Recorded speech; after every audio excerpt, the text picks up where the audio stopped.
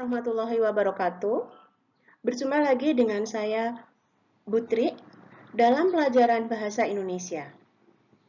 Kali ini kita berjumpa di kelas 11. Pada tahun lalu, kita berjumpa di kelas 10 dalam mata pelajaran yang sama, yaitu Bahasa Indonesia. Di kelas 10 dulu, kita juga mempelajari Bahasa Indonesia yang mempelajari berbagai macam teks. Kali ini, di kelas 11 juga sama, kita belajar tentang teks. Untuk yang pertama atau bab 1, kita belajar tentang teks prosedur. Apa itu teks prosedur? Mari kita simak bersama-sama tentang pengertian teks prosedur. Pengertian teks prosedur. Teks prosedur adalah teks yang berisi tahapan yang harus dilakukan untuk mencapai suatu tujuan. Teks ini diklarifikasikan menjadi 3 jenis, yaitu teks yang memuat cara penggunaan alat, benda, atau sejenisnya, teks yang memuat cara melakukan suatu aktivitas, dan teks yang berisi kebiasaan atau sifat tertentu. Teks prosedur bertujuan untuk membantu seseorang memahami bagaimana cara melakukan atau membuat sesuatu dengan tepat. Berikutnya, setelah kita bahas tentang pengertian, berikutnya adalah tentang ciri-ciri dari teks prosedur. Ciri-ciri teks prosedur yang pertama adalah berisi langkah-langkah kegiatan yang dapat berupa poin-poin ataupun paragraf. Teks prosedur umumnya berbentuk poin-poin yang berisikan langkah-langkah kegiatan. Setiap poin berkaitan dan menunjukkan urutan langkah yang harus dilakukan. Namun, ada pula teks prosedur yang berbentuk paragraf dan tidak menggunakan angka atau urutan. Teks ini terkadang dapat menyerupai teks narasi karena menggunakan konjungsi temporal. Ciri berikutnya, menggunakan kalimat saran dan larangan. Yang dimaksud, kalimat saran dalam teks prosedur bertujuan untuk mengarahkan seseorang melakukan sesuatu agar mendapatkan hasil yang lebih baik. Begitu pula dengan kalimat larangan, yaitu agar seseorang tidak melakukan langkah yang salah. Ciri berikutnya, disusun secara sistematis dan dijelaskan secara detail. Teks prosedur berisi langkah-langkah yang sistematis dan runut. Setiap langkah juga dijelaskan secara detail agar pembaca dapat memahami langkah yang akan dilakukan. Berikutnya, berisi informasi yang bersifat objektif.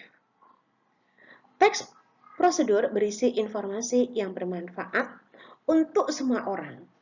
Informasi yang disampaikan juga bersifat objektif, berdasarkan percobaan atau analisis, bahkan bukan hayalan penulis atau bukan imajinasi penulis. Yang berikutnya, terdapat bilangan urutan atau angka yang menunjukkan urutan atau langkah prosedur. Seperti yang sudah dijelaskan sebelumnya, bahwa teks prosedur dibuat menggunakan tahapan. Umumnya ditulis menggunakan angka, tetapi untuk teks yang berupa paragraf akan terdapat urutan langkah yang ditujukan dengan kata, seperti pertama, kedua, ketiga, dan seterusnya.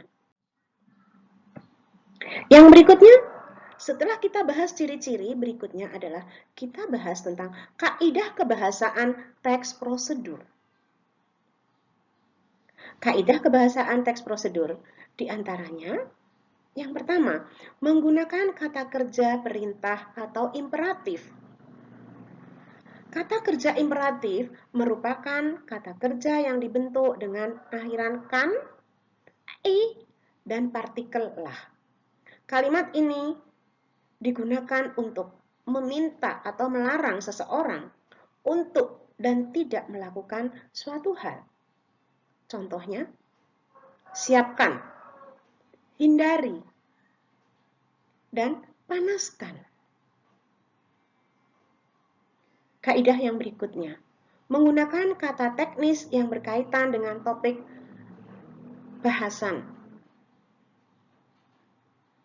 Kata teknis atau istilah yang digunakan dalam teks prosedur berkaitan dengan isi teks yang dibahas.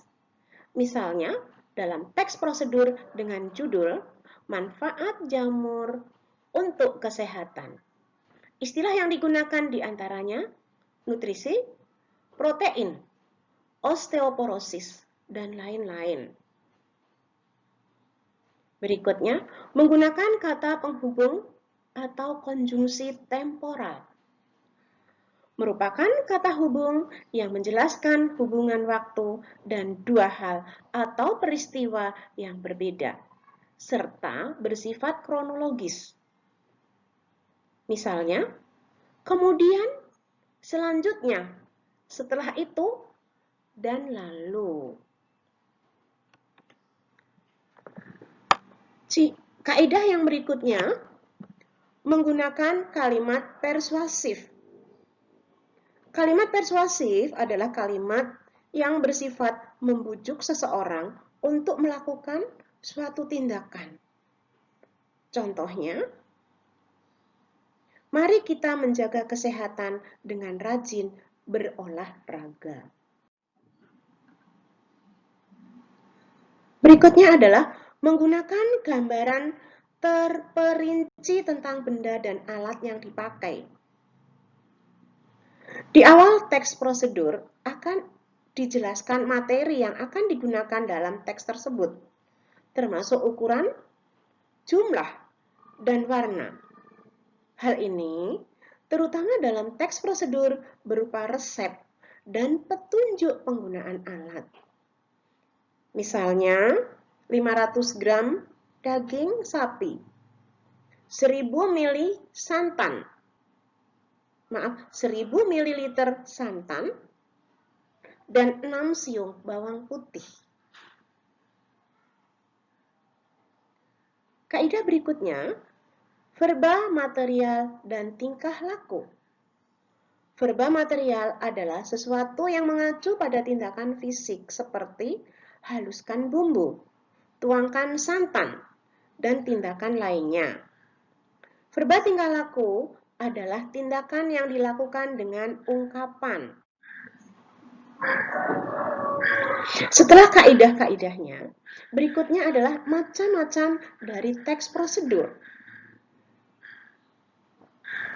Macam dari teks prosedur adalah sebagai berikut. Yang pertama, teks prosedur sederhana, yaitu teks ini berisi langkah-langkah yang sederhana, umumnya terdiri atas 2 hingga 4 langkah. Contohnya, prosedur mengoperasikan setrika, menyalakan komputer, dan menyalakan TV. Berikut merupakan contoh teks prosedur sederhana tentang membuat keranjang. Yang berikutnya adalah teks prosedur kompleks. Teks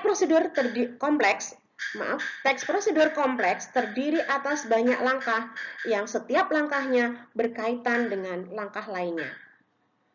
Contohnya, prosedur pembuatan KTP ataupun mendaftar sekolah. Berikut contoh teks prosedur kompleks, yaitu cara mencuci pakaian menggunakan mesin cuci.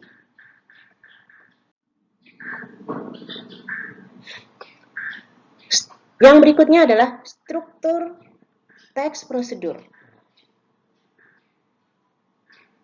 Meliputi pengantar atau pembuka. Teks prosedur umumnya diawali dengan judul, yang merupakan inti dari kegiatan yang akan dilakukan. Kemudian dilanjutkan bagian pengantar berupa kalimat interrogatif sebagai pembuka teks sebelum masuk ke topik yang dibahas. Pada bagian ini juga dijelaskan tujuan dari pembuatan teks prosedur atau hasil akhir yang akan dicapai dalam melakukan tahapan-tahapan pada teks prosedur.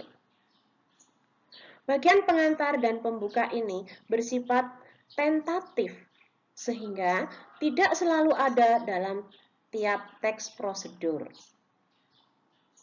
Struktur yang berikutnya adalah material. Pada bagian ini berisikan bahan-bahan, alat-alat, atau material yang diperlukan dalam melakukan kegiatan ataupun membuat sesuatu. Contohnya, dalam teks membuat makanan, akan dijelaskan bumbu dan bahan apa saja yang akan digunakan. Kemudian, dalam teks prosedur, cara melakukan sesuatu akan dijelaskan alat-alat yang diperlukan disiapkan sebelum mulai melakukan kegiatan. Struktur berikutnya, langkah-langkah. Bagian ini berisikan langkah-langkah yang harus dilakukan untuk memperoleh hasil sesuai dengan tujuan teks prosedur. Tahapan ini harus dilakukan secara runut dan tidak boleh ada tahapan yang terlewat ataupun tertukar. Kemudian struktur yang berikutnya adalah simpulan. Setelah selesai melakukan kegiatan sesuai tahapan, di akhir teks prosedur terdapat simpulan kegiatan. Bagian ini